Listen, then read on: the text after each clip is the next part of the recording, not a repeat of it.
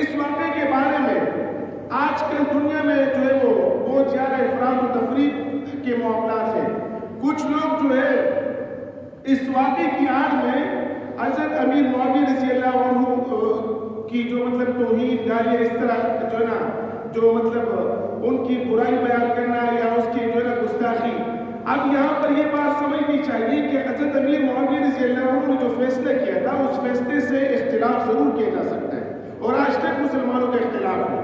یعنی اس موقع پہ ہر ایک مسلمان کی رائے یہ کہ بہتر طریقہ یہ کہ حضرت حسین رضی اللہ عنہ کی خلافت دی جاتی کیونکہ روز زمین پر اس وقت حضرت حسین رضی اللہ عنہ سے زیادہ افضل کوئی شخص نہیں تھا. تو یہ تو سب کی رائے ہے. تو ان کی رائے سے اختلاف ضرور کیا جا سکتا ہے لیکن ان کی نیت پہ شک کرنا یا ان کی صحابیت پہ شک کرنا جو ہے یہ انتہائی خطرناک بات ہے. اس سے نہیں کرنی چاہیے کیونکہ پہلے تو یزید سے مخالفت ضرور ان کے بارے میں ہر قسم کی سخت رائے لعن و طعن ہر قسم کی چیز پہ کوئی بات نہیں کی جا سکتی. مطلب ہر ایک بندے کی اپنی مرضی جو اسٹیٹمنٹ ہے کیونکہ ان کے دور میں جو یہ ظلم عظیم ہوا اور اس میں ان کے وزراء انوالو تھے آخر میں وہ بھی انوالو تھی ساری چیزیں.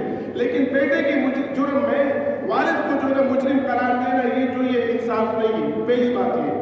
دوسری بات یہ ہے دوسری طرف کچھ لوگ یہ آج کل یہ کہتے ہیں کہ یار یہ جو ہے یہ دو شہزادوں کی جنگ تھی تو یہ بھی بڑا ظلم ہے.